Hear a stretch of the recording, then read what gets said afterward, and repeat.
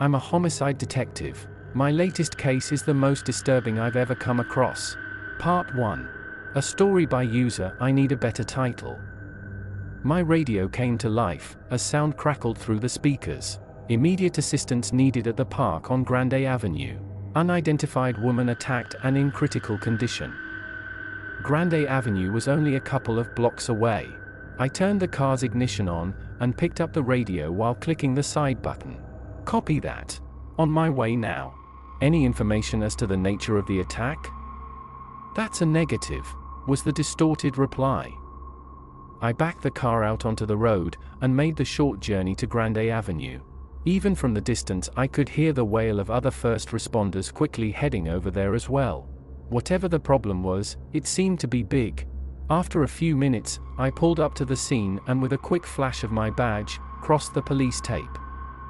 I made my way past the ambulances and other first responder vehicles to where a group of people, dressed in their correlating uniforms, stood huddled around a singular area.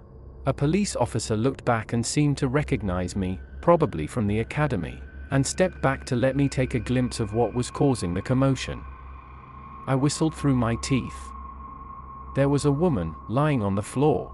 Well, the only way I knew it was a woman was because I was told so. The woman that laid before me was so disfigured, it was impossible to tell what she actually looked like. She was covered in thousands of toothpicks, every single one embedded deeply into her skin. Streams of blood flowed through each incision, coating her entire body red, and covering the ground near her. And yet she was still alive. She was very obviously and painfully breathing every couple of seconds. A nearby paramedic informed me that it wouldn't be the case for much longer. We can't move her. It just drives the toothpicks into her skin further, which increases the problem. We can't remove them either, he said, solemnly. Why not? I asked. He looked up at me, and for the first time I saw the fear in his face. That's just it. We can't. The toothpicks all have a barbed spike on the tip, meaning the only direction they move is downwards, and we don't want that. We've tried to insert a catheter to induce artificial respiration, but we can't get that in. He gestured wildly towards the woman. There are toothpicks up her damn nose. I stared at the woman a while longer. I looked at her chest heave as she struggled to take a breath, before coming back down again, pushing the toothpicks further into her skin, which increased the already alarming rate of blood flow. I looked at the paramedics who were coming to the slow realization that this person was going to die a slow and painful death, and there was nothing they could do about it. I had seen many things in my career, but this took the cake. I used to pride myself on staying calm during any situation. I was able to stay stoic and take control of any situation. But this time was different. The brutality of the attack made my insides feel like a swirling mess, threatening to spill out of my mouth if I wasn't careful. Everything about this just seemed so wrong. The human body wasn't built to be treated like that. There was an internal instinct to run away from this, stemming from a primal fear ingrained into my brain. But I couldn't. While the situation filled me with such a fear of the unknown, I had to stay. I had a job to do, after all. I turned back to the paramedic. How was she found? He sighed. Exactly like she is now. A passerby called emergency services. We've tried to help her in any way we could. But... He trailed at the end of his sentence, his gaze shifting into the distance. Is there anything else I should know? I asked. He looked back at me, but not directly. His eyes appeared foggy and seemed to linger at a faraway point, without really comprehending what he was looking at. Grief, I assumed. Yeah. There were a couple of items found beside the body, he finally said. He left to go get it, and came back with a both small piece of folded paper in his hands and a small silver wristwatch, which he passed on to me. The watch caught my attention. It seemed familiar. Well, I suppose all silver chain-link watches with 3 faces look the same, but this one seemed different, somehow. The weight and the feeling of metal against my palm seemed to awaken a long-forgotten memory in the back of my mind. I could see myself holding this watch, years ago, and sliding it onto my wrist, or someone else's. I turned the watch over. Two simple letters were engraved on the backside of the watch face. Two simple letters that made the color drain out of my face, and made the world seem as if it was collapsing on top of me. Two letters that I had put there 6 years ago. A. Alice Edwards. My sister. She was presumed missing over 3 years ago, after she left her house to go for a nighttime jog and never came back, leaving behind a grieving husband and a 4-year-old daughter. The search was given up eventually. There was no leads and no witnesses. How do you begin to find someone who's vanished? With my mind clouding up with questions, I made my way back to the body. I forced myself to look past the blood and the toothpicks, and the sight of mutilated flesh. I looked at the eyes, the only part of the body not completely covered in toothpicks, and collapsed into fits of tears. Because in that moment I knew. The eyes were bloodshot and lifeless, but I had seen all I needed to. The woman on the ground before me was my sister. I thought she was dead, and now I had seen her die, without even knowing her true identity. I turned my gaze away from her, and from all the others. All of these events were too much to process, and I knew I had to leave the scene, or risk having a breakdown. In that moment the pain was too great, and the tears too strong. I nodded to the policeman guarding the tape, and crossed it once more. As I left, I became aware of a piece of folded paper in my hands, given to me by the paramedic, as it was also found near the body. I opened it up. What do you think of my little hedgehog? If you like this, don't worry. My zoo has only just begun.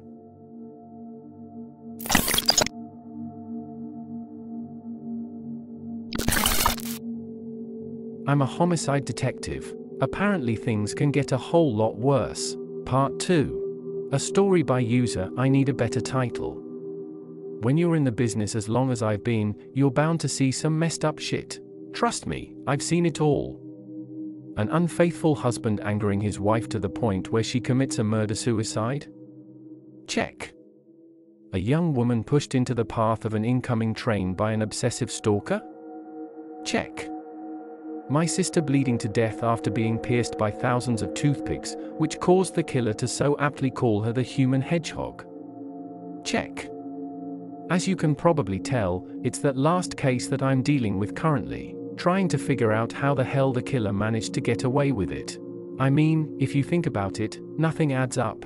For starters, the toothpicks had to have been inserted at a secondary location, prior to her being transported and left for dead at the park where she was found. All without any witnesses. And then comes the question of the toothpicks themselves. The paramedics at the scene found it impossible to move her, as it would drive the toothpicks further into her skin, increasing the blood loss. How did the killer manage to do it? Well, I actually did have an answer for that question, but it was something I didn't want to think about. The toothpicks were probably inserted one at a time, over a period of several months, possibly years. Let the wound heal, and then move on to the next toothpick. Which brings me to my final dilemma. Why? What did the killer gain spending months of their time piercing the skin of my sister? Why was it my sister in the first place? I don't know of any reason it would be an act of revenge, so it may have been a murder of opportunity. Just pure chance it was my sister. Which made it hurt even more. It was definitely a shock discovering she was still alive after all these years, and seeing how she was treated only added salt to the wound. I was grieving, yes, but the killer mentioned that my sister would only be the beginning, and so solving this case would be my utmost priority. I couldn't let this happen again. True grief could come later. And so I sat in my office, sliding my sister's watch over my wrist, and milling over these facts, with the first step to discovering the killer currently in my hands.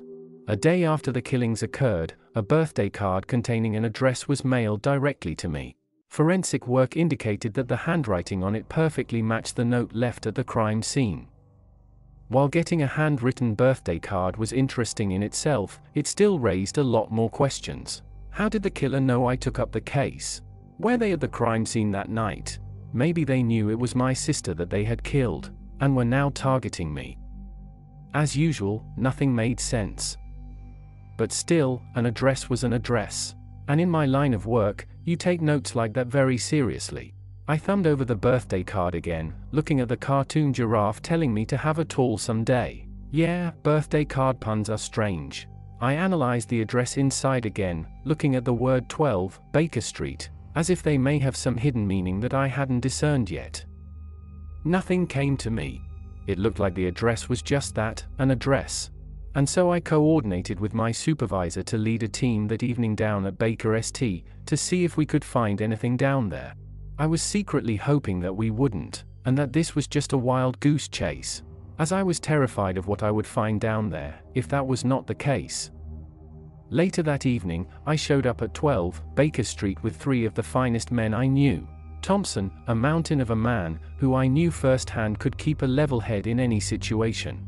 Ramirez, not as physically impressive as Thompson, but he had the brains to make up for it. His quick wit was known to save many a cop from danger. And Edison, an analyst both in the field and out. He somehow finds a way to keep one eye on every detail. I picked the best of the best to deal with the worst of the worst. Baker Street itself was a row of warehouse buildings in the industrial district, on the outskirts of town. All the warehouses were exactly the same, large, rectangular, and made up of red brick and mortar. Almost half of the warehouses were still in production, manufacturing different materials to be shipped across the globe, while the other half looked abandoned. 12, Baker Street was one of them. It had the signature "There's nothing worth looking at here" look. Smashed windows, rubbish piled around the outside, bricks crumbling in a few odd spots, and doors set slightly of their hinges. But this was the place. I set my jaw in motion to the others while slowly making my way through the already open front door. It took a while for my eyes to adjust to the dark interior, as I was opposed to using a torch in that moment. I could hear the unmistakable sound of water dripping from the ceiling into a hollow object nearby. The air seemed thick and musty, smelling largely of wet cardboard, and something more metallic. Blood. A tangy smell that quickly invades the nostrils, while leaving no room for other smells. I pushed on, my crew keeping pace behind me. Edison looked at me with a raised eyebrow, and I nodded to him in return. This is the place. I had silently told him. Be ready for anything. We passed through another set of doors and came into a room dimly lit by an overhead light. And in the middle of the room, basking in the light, there was a person. And I say person very lightly. The average person has a neck 4 to 6 inches long, measuring from shoulder to chin. The person before me had a neck over 10 times that length. They were on their hands and feet, their neck sprouting from their shoulders like a vine, and curling downwards. Their neck continued across the floor for about 5 more feet, before ending with a neck attached to it. The person saw us, and began to slowly shuffle towards us, slowly dragging their head and massive neck along with them. They moaned mournfully as they moved, and I could see trails of blood slowly pouring from what seemed to be stitches every couple of inches along their neck. As they moved forward, their blood fell to the ground, spilling in all directions and leaving a bright red trail wherever they went. The person groaned again, and looked up at us, obviously in tremendous pain. "What the hell is that?" Ramirez said loudly, from behind me. I kept my gaze focused towards the person, towards him as closer inspection revealed. I don't know. Another animal-themed abomination, by the looks of it. I stood my ground and watched, unsure of what to do, as he heaved his neck and the rest of his body towards us. He made eye contact with me and moved his mouth as if to speak, but all that came out were more ghastly groans. I understood what he was trying to say anyways, his mouth opening and closing in a circle-like shape, enunciating a one-syllable word. "Help." I stepped back, out of fear more than anything else. I knew that this thing couldn't necessarily do anything to harm me, but in the back of my mind alarm bells were going off. This is unnatural. People shouldn't look like that. You need to leave. Now. I could sense my team behind me tensing up and shuffling backwards, probably going through the same thought process as I was. The person continued to crawl forward, further extending the trail of blood behind him, his movements more slow and haggard.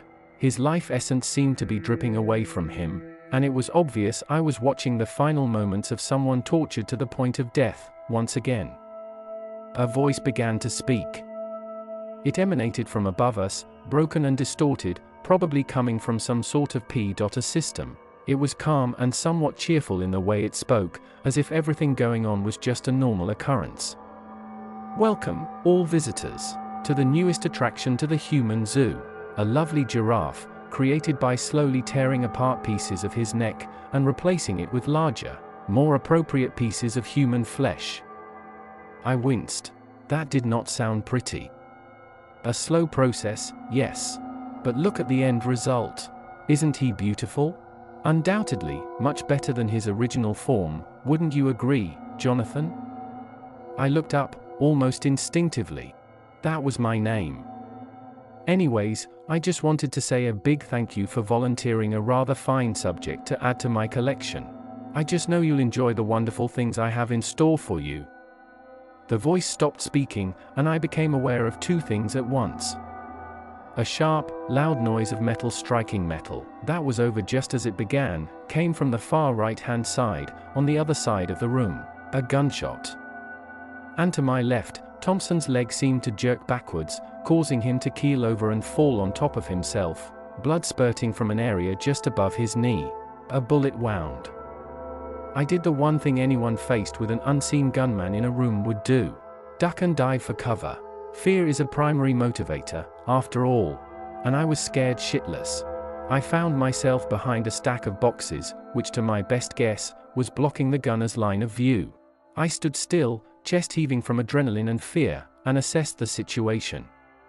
Thompson was lying on the ground, unmoving. He must have hit his head on the way down. Edison was directly to my right, having chosen the same pile of boxes to hide behind as me.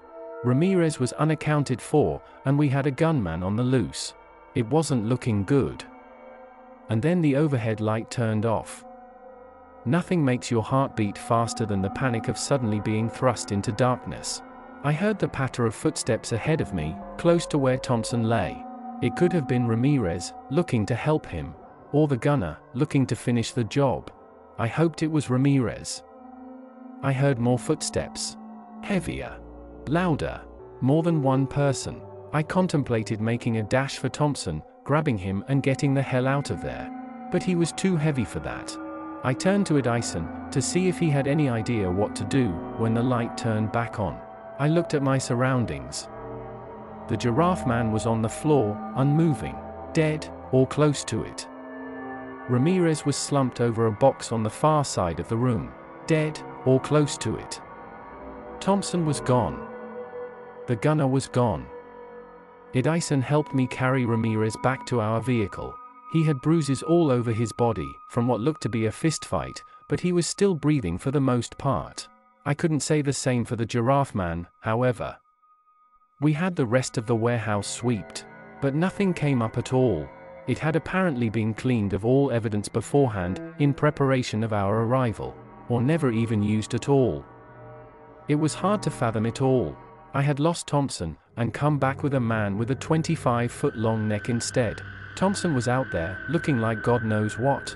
Ramirez was in hospital, badly beaten. Edison was shaken up, understandably.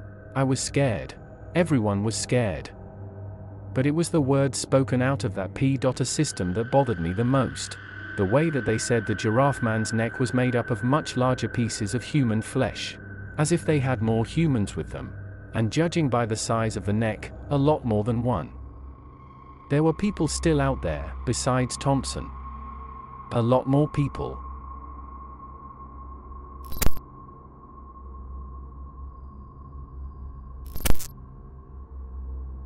I'm a homicide detective. I am in way over my head. Part 3. A story by user. I need a better title. I should start this by saying I'm not a detective anymore. After the events at the warehouse, I was paged to visit my direct supervisor, Sergeant Langley. She was sitting behind a mahogany desk when I came in, gazing at some sort of file. She looked up at me.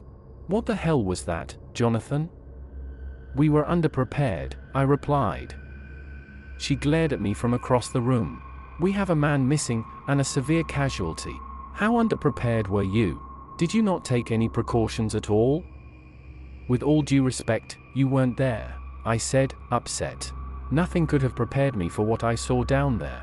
How would you expect someone to perform at their peak, faced with that?" She sighed and looked down at the file, eyes skimming over the words. The brass is asking I let you go, for the moment. You can't seriously think, I began to say. She held up a palm. Look, the media is all over this. For everyone's sake, including you, she jabbed a finger at me, it's best that you stay out of this for the time being. I stared at her. She stared back, and raised an eyebrow. I considered my options, and begrudgingly decided to hand over my badge and gun. Langley smiled again. Look.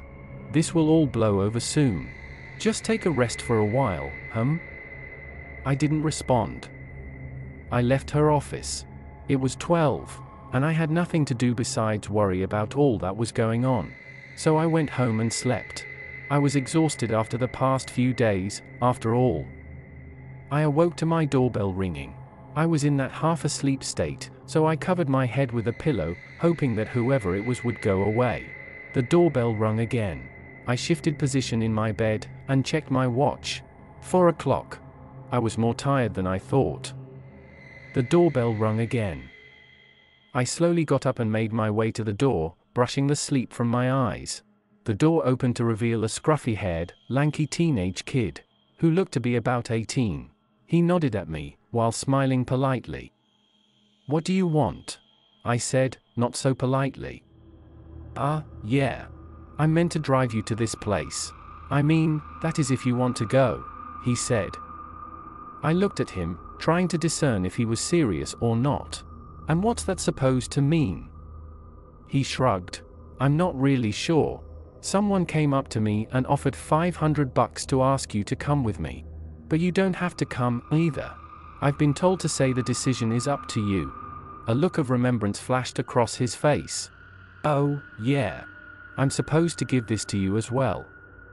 He pulled a well-folded piece of paper out of his pocket and handed it to me. I opened it up, and read the words scrawled inside. Heard you're out of work. You should come join my zoo. We're always in need of more zookeepers. The boy peered at me from behind the paper. So what is it then? Are you coming or not? I stared at him, blankly. What do I say? How does whoever wrote this note know I lost my job anyways? It only just happened. This is obviously a trap anyways. The kid could even be on it. The last time I followed one of these notes, I lost a man, and almost got another killed. So what, then? Should I go or stay? I looked back at the kid. Yeah, I'm coming. The kid drove with that careful rigidness that all first-year drivers seem to have. He drove for a while, slowly taking me out of town and into the rural back areas of my city. It took another 30 minutes of driving along long stretches of road, the land becoming quieter and more desolate, before he pulled up onto a gravel pathway, which seemed to be the entrance of a much larger farm. I looked at the sign as he drove me in. Winston's Family Orchard. The gravel pathway diverted further up the track, and he took the right road. It ended up at what looked to be a farmhouse. There were lights on inside, and I heard the whir of machinery in the massive shed behind it. The kid stopped the car. This is your stop. Hope you have a great evening, sir, he cheerfully said, allowing me enough time to get out of the car before he drove back down the pathway. I watched him until the headlights dipped below the horizon, before making my way up the steps and onto the veranda. I could hear voices inside the house. Talking, laughing. It sounded like any house at dinner time. Unsure of what to do, I knocked at the door. The voices stopped. I heard the soft pad of someone walking barefoot on hardwood towards me. The door opened. A man came out from behind it. He was of average height, cropped hair, and with 3-day stubble beginning to show. He stared at me with a faraway look in his eyes, before smiling and gesturing for me to come in. Glad you could make it. Dinner is just ready. Why don't you come join us? His voice was deep and intoned, and familiar. Very familiar. I know you, I said, more of an accusation than a fact. I thought back to the memories of the night I found my sister, the paramedic who passed me the note that started all of this. The paramedic who always seemed to be gazing into the distance. No, just gazing. Searching. He tilted his head slightly. Well, I'm happy to hear that. Makes acquaintances a bit more easier, then. Come on, you look hungry, let's eat. I didn't move. I'm not going to fucking eat with you. I yelled at him. You killed my sister. He looked at me questioningly. No, I didn't. I'm just a keeper. You've got this all wrong. She. I don't give a damn what you have to say, I retorted. Hey, buddy. Let's calm down and talk this over a meal. I'm serious. Come and join us. And with that he walked back down the hallway. He turned left, into what I assumed was the dining room. I heard a couple of hushed voices, and scraping chairs. It seemed people were leaving. I had two options. I could go in and find out what was going on, or I could leave and forget about all of this. There was one problem, however. I would never be able to forget. The pain would never go away. The horrors of what I saw could not be forgotten. I walked inside. I entered the room I saw the paramedic go through. Inside there was a table, set like it was ready to feed a large family. There was a roast lamb in the middle, with a few cuts already sliced from it. Around it there was various side dishes and drinks. There was a man seated at the head of the table, directly opposite to where I was. It seemed everyone else had left. The man spoke. His voice was rich and pronounced. Isn't great that we can finally meet, Jonathan? I have so much that I would like to tell you. And who are you? I asked. He chuckled. All in due time. He waved his hand at me. Come, sit, eat. Anything you'd like. I do recommend the steamed asparagus, however. Bonnie really outdid herself there. I remained standing. He seemed unfazed, and continued to speak. Now, I would like to remind you that you came here of your own accord, and you may leave whenever you feel like. We are not forcing you to stay here, but I so would enjoy your company. He leaned back in his chair and folded his arms across his stomach. Now, before I start waffling on, is there any questions you would like to ask? Any burning thing you would like to know? It didn't take me long to think of a question. Why'd you do it? Why did you kill all these people?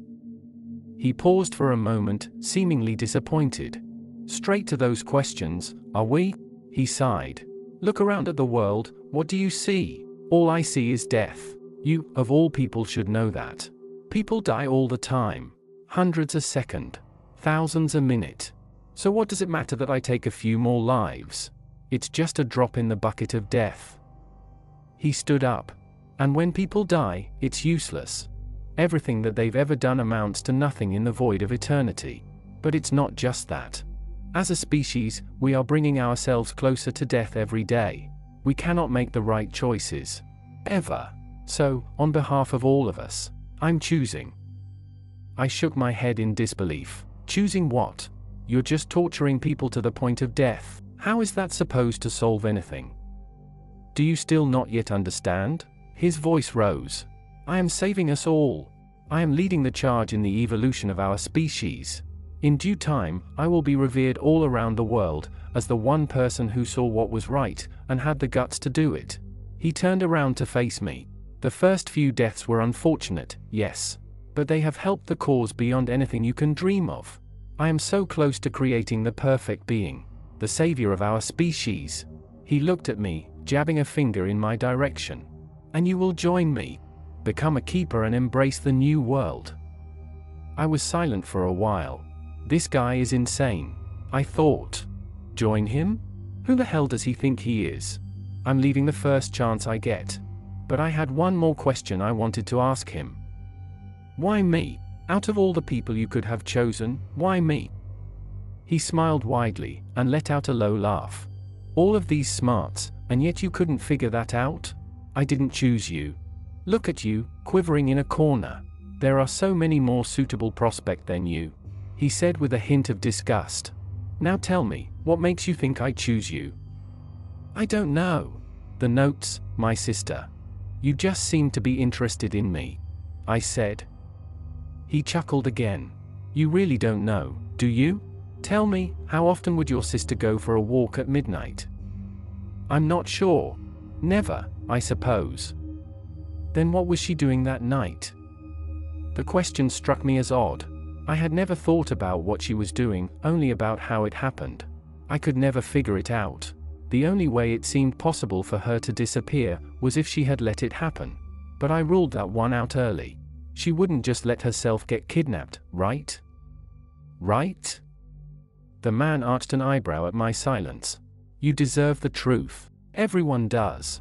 Some people like to hide their secrets behind shadows and dark corners, praying they don't see the light of the day. I am not one of them. I strive to be open and honest in all that I do. I long for a world with no lies because there is nothing to lie about. Everyone is accepted. Everyone is valued.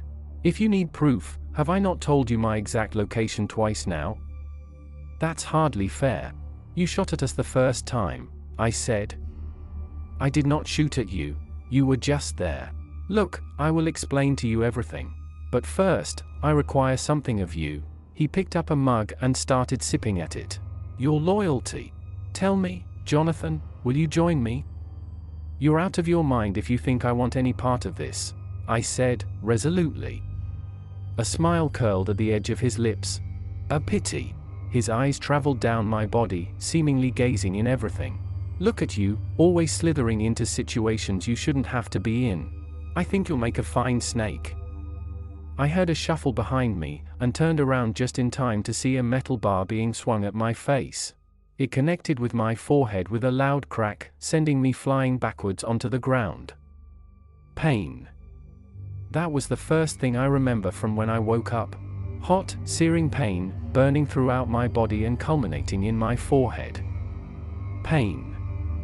A throbbing sensation that shook my body with every strangely prominent beat of my heart, blurring my vision and deafening my eardrums. Pain. The metal floor was cold beneath me, drenched in my sweat. My arms were held down by some sort of shackle on each side, limiting my movement. I was trapped. With a killer. I panicked. I thrashed my arms against the shackles, on the blind hope that I'd be able to free myself. The pain on my arm increased, and probably caused a bruise. I yelled out in pain, but discovered I was gagged with a piece of cloth. Struggling's just going to make it worse, you know, a voice said behind me. The man's voice from the dinner table. Like I said before, you are free to leave whenever you wish. But since you won't give me your loyalty, I'll have to settle with something else. He walked around into my line of vision, holding what looked to be a saw. I'll make this quick, but I have to warn you, I don't like using anesthetic. The body should feel pain. It's natural.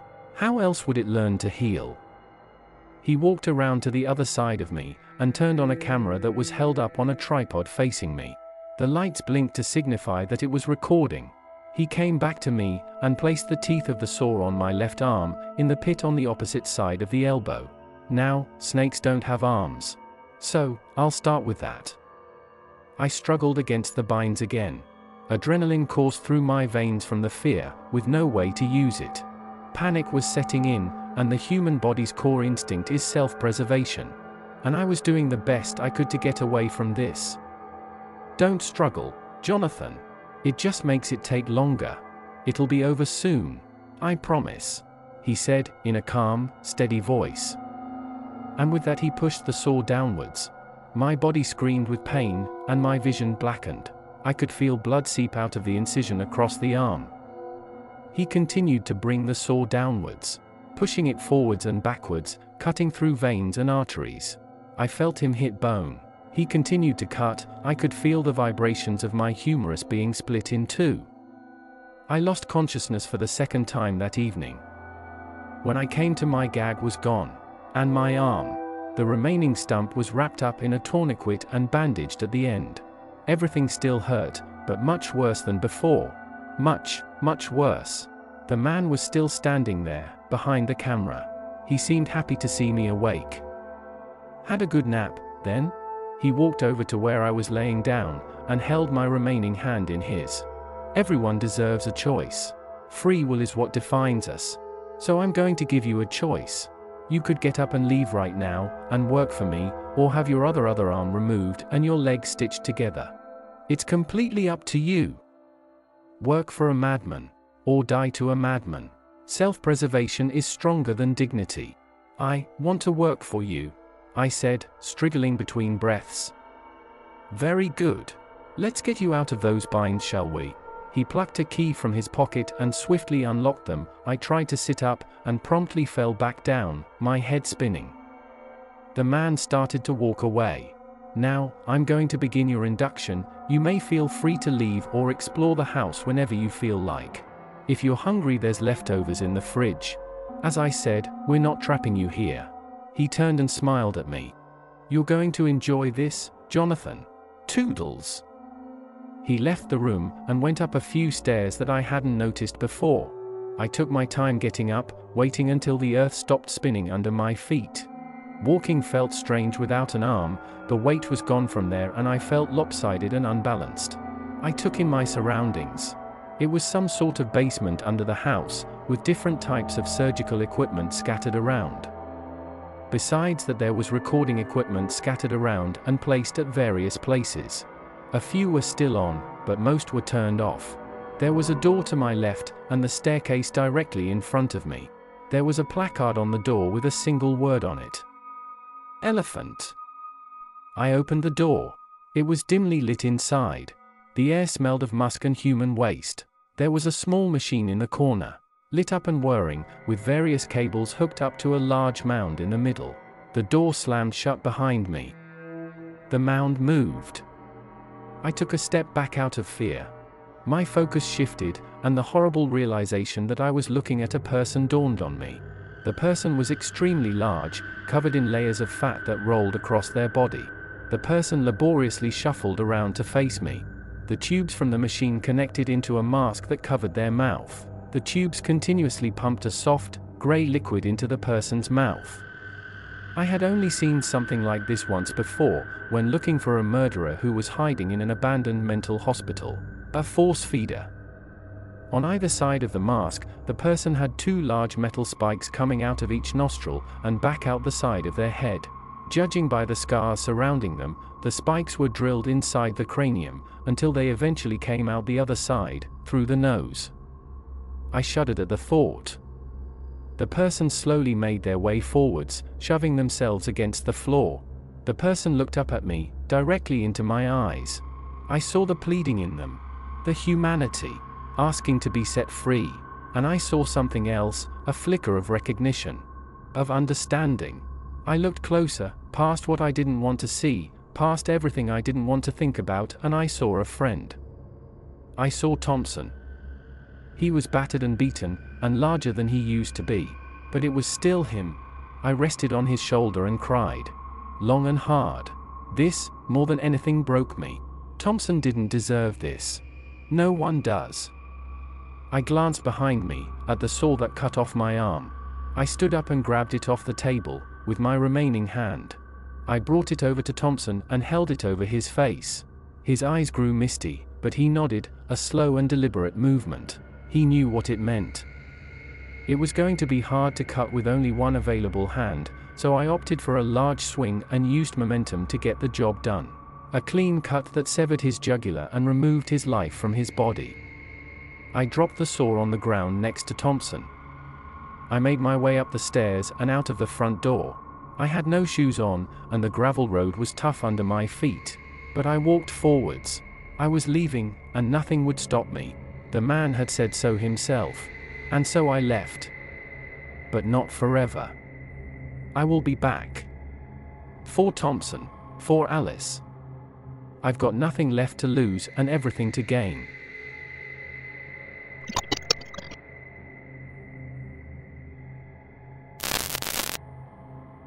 I used to be a homicide detective.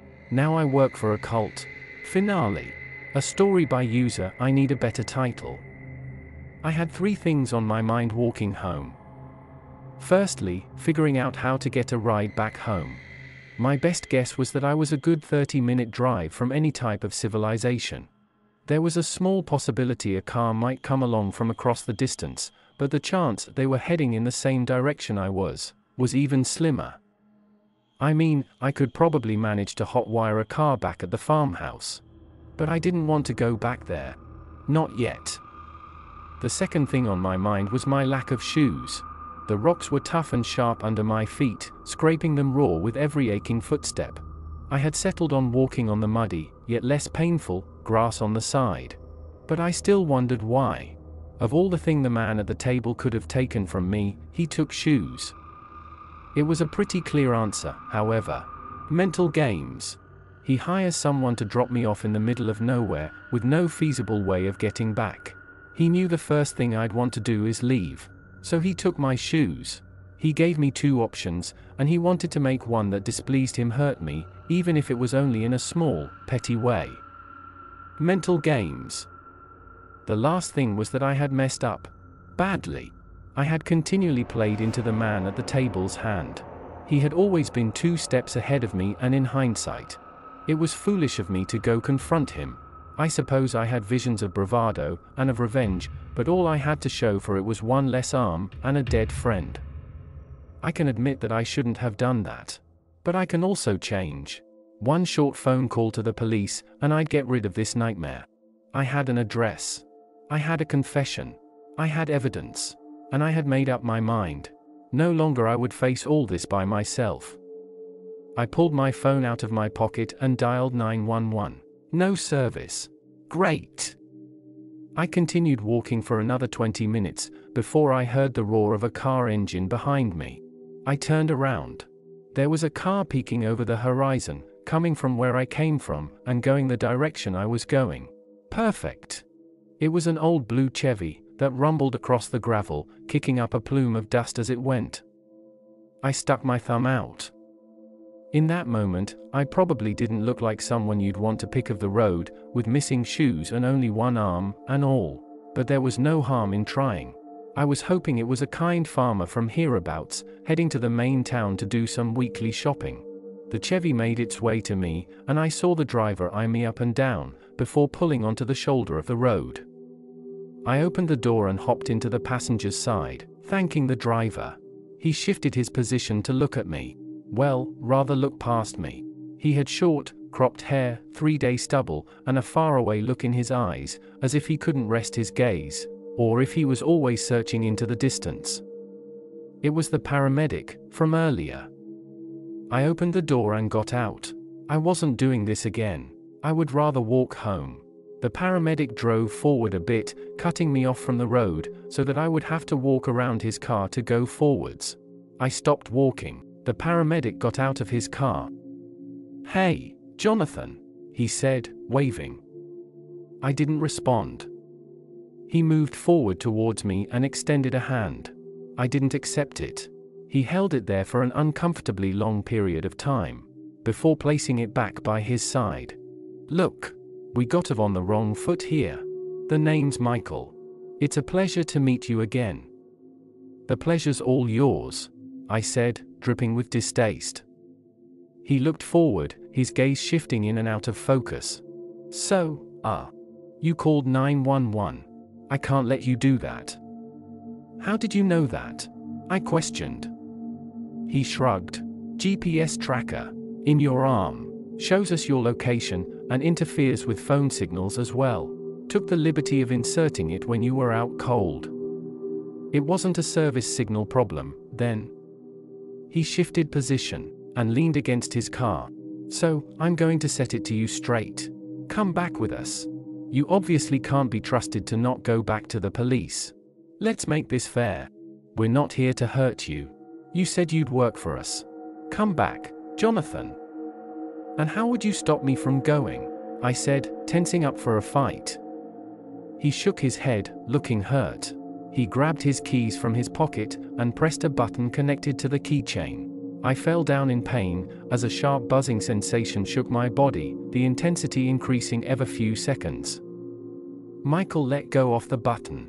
I forgot to mention, the tracker also doubles as a safety precaution. You just experienced setting 3. Trust me, you wouldn't like setting 8.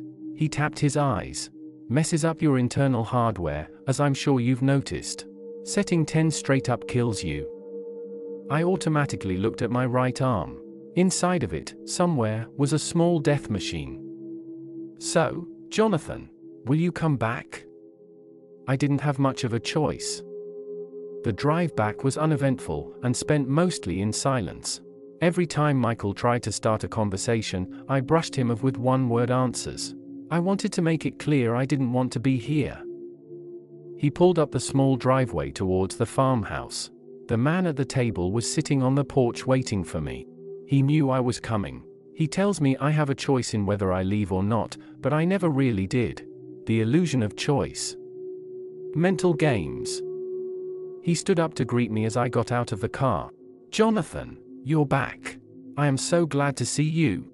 He waved me inside. "Come on in. I've got so much to tell you. The others are eating breakfast." I walked in with him, towards the dining room where I had first met him. Seated around the table, there was a large group of 19 people eating bacon and eggs, and various other breakfast items. I knew most of them. There was Sergeant Langley, slathering some butter on bread. She smiled and waved at me as I came in. Edison was sitting beside her, pouring milk into a glass.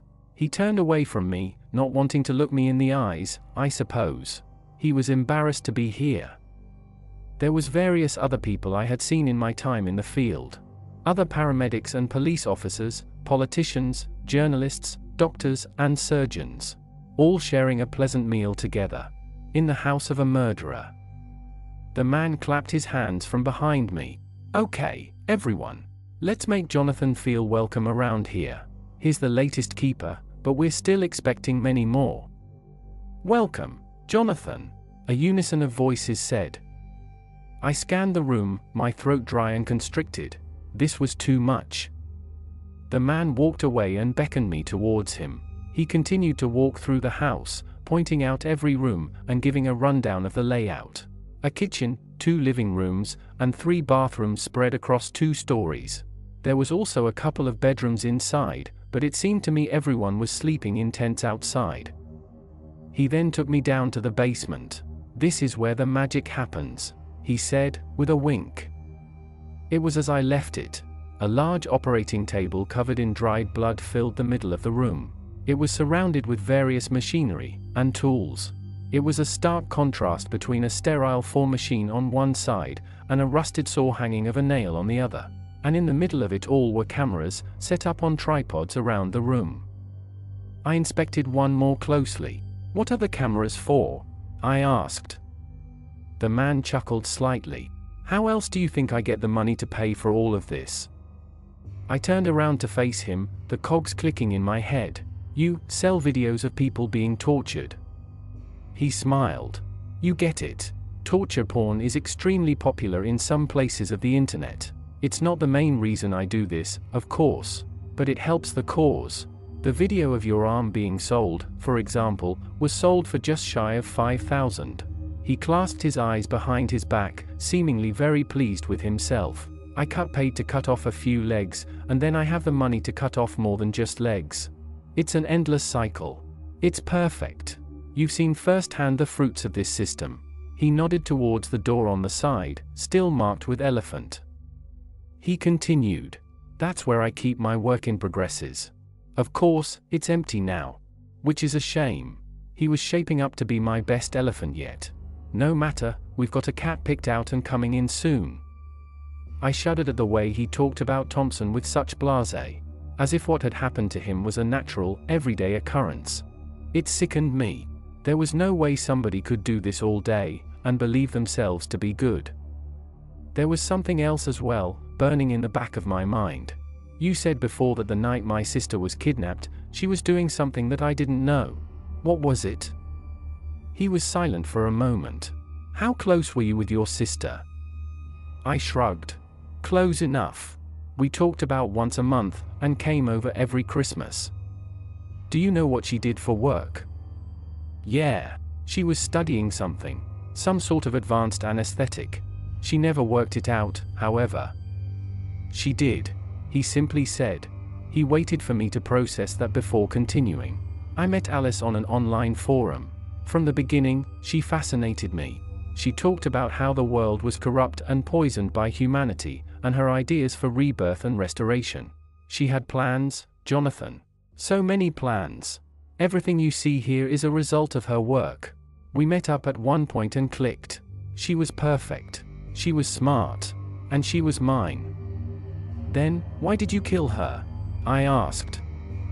I could see his eyes clouding up, as if he was on the verge of tears. Her anesthetic didn't work as intended. Instead of removing pain, it increased it.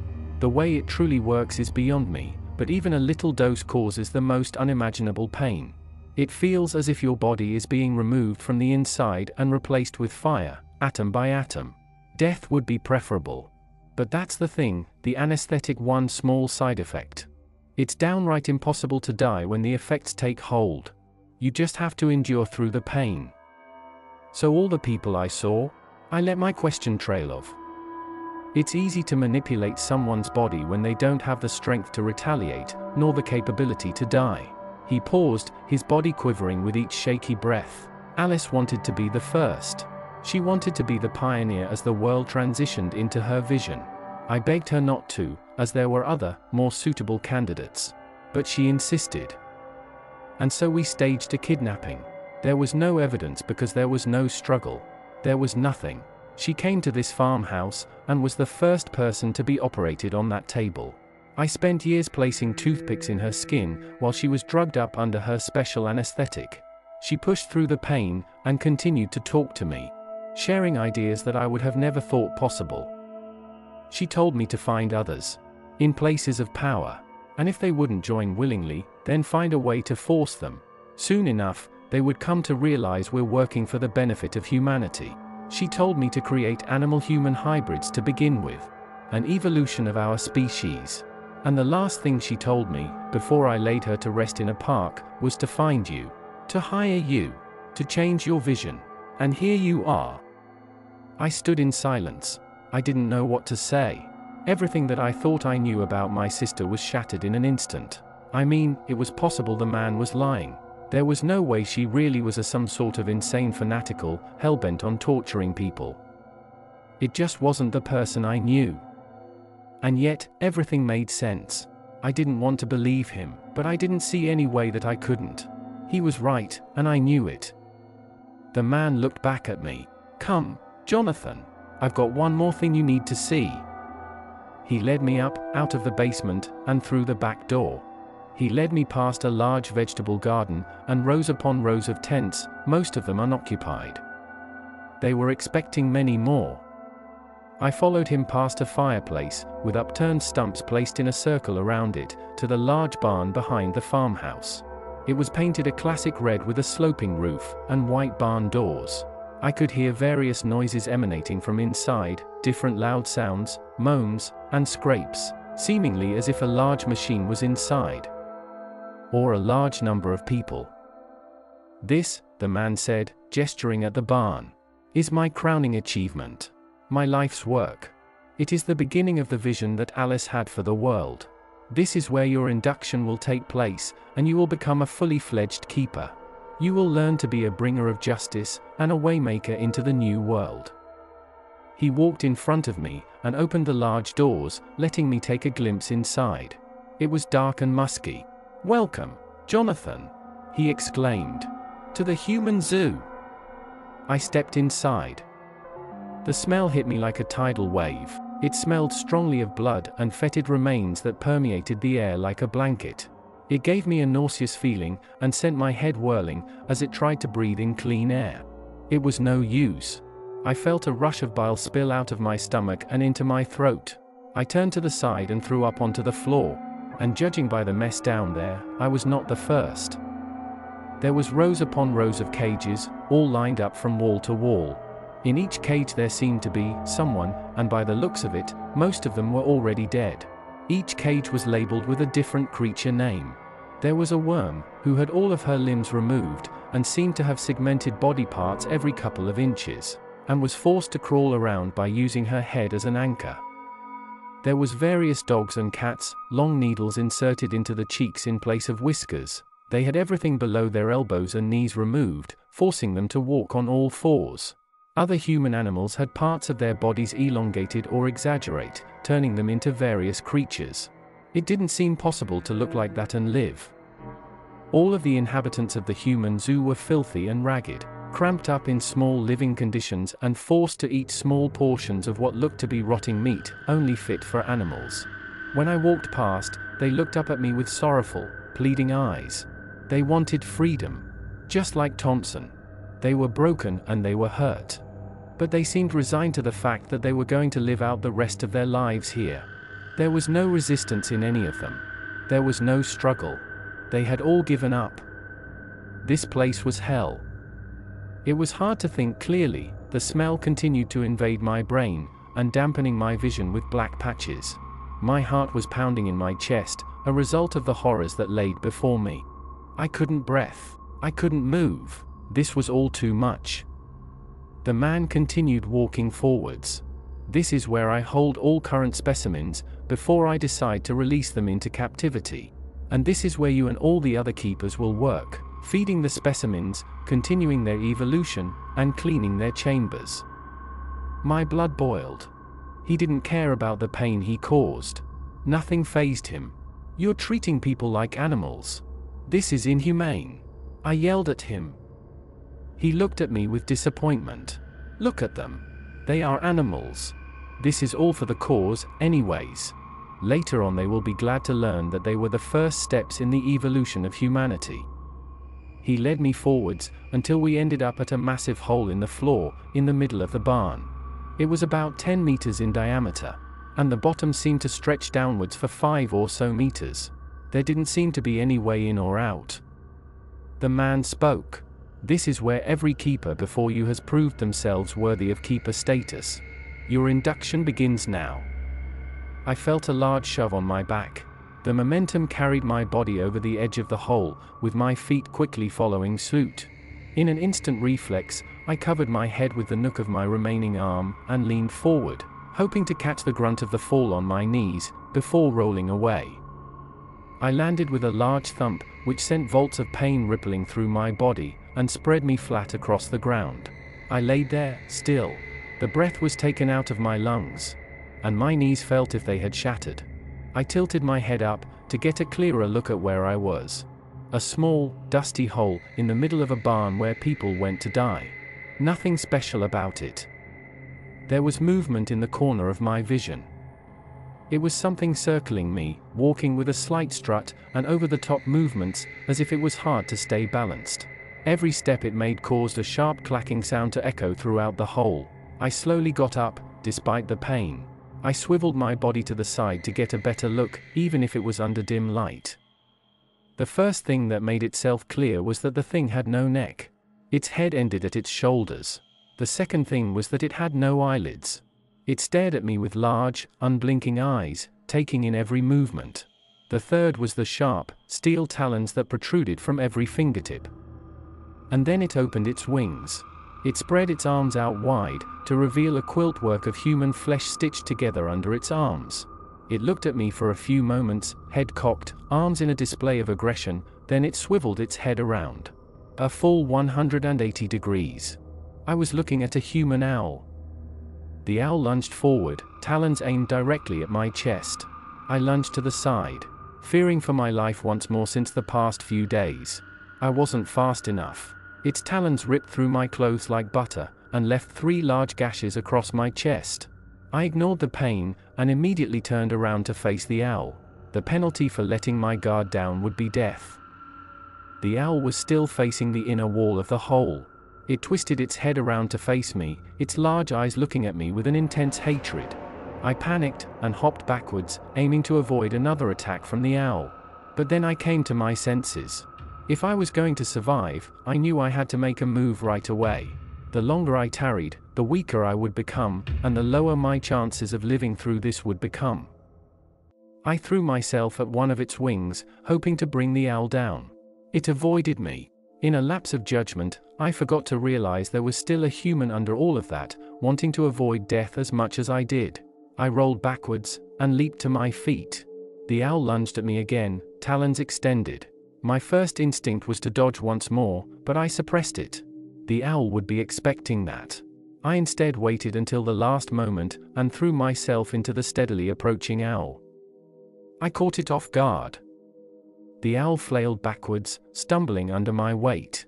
I dug my fingers in the small gap between its head and shoulders, and started tearing of the stitches that held them together. The owl continued to thrash, realizing what I was doing. It dropped to the ground, and tried to claw me of its back, but couldn't reach because of its wings.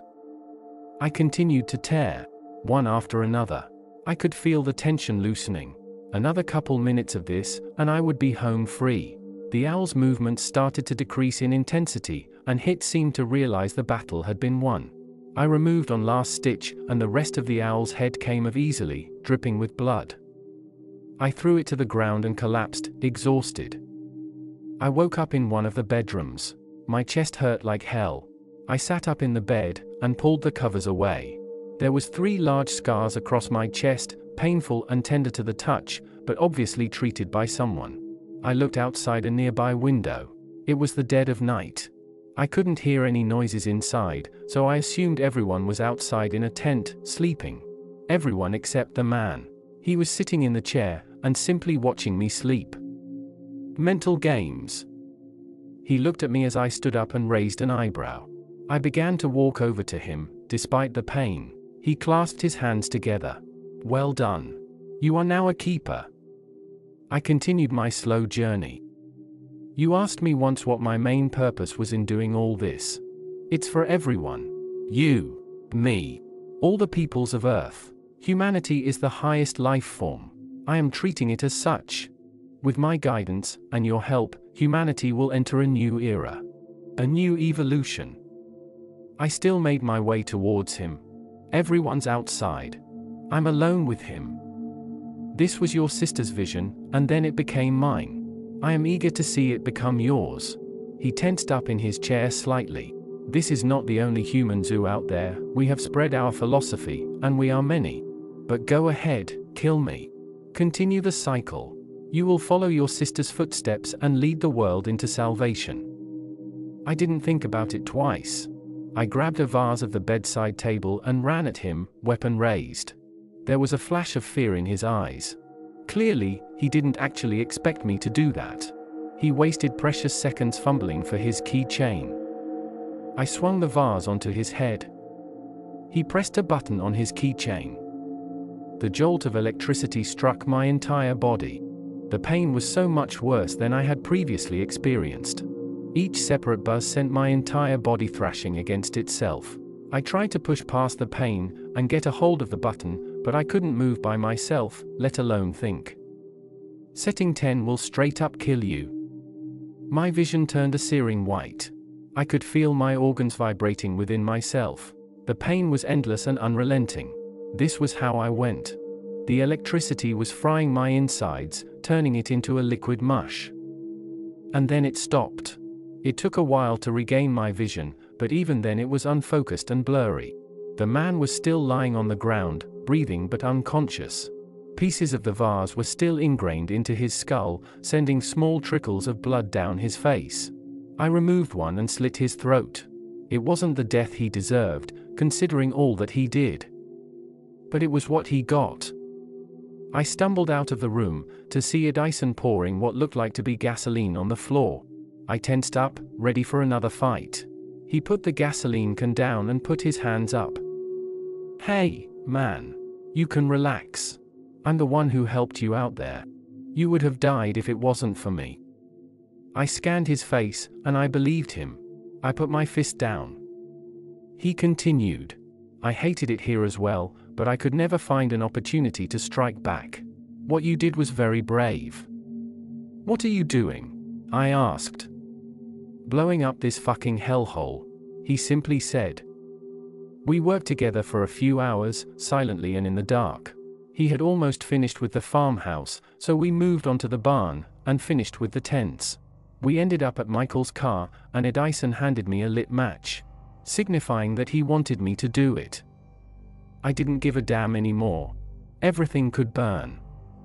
I threw the match into a puddle of gasoline, and quickly drove off with Dyson, before the small fire turned into a raging inferno. We were about 2 miles out when the night sky was lit up in a burst of white light. It was done. Dyson turned to me. Where are we going, then? I gazed into the rearview mirror, watching the horizon be engulfed in flame. There was the wail of fire trucks moving in from the distance. Someone must have called it in. I looked forward, at the gravel road in front of me, pondering the question. Home. That is the end of this story. We want to thank user I Need a Better Title of No Sleep subreddit for their impeccable story of a brother seeking to avenge the death of his sister with a torturous turn. We would also like to thank you, our avid viewers, for supporting this channel. We hope that you have enjoyed our content in the past months.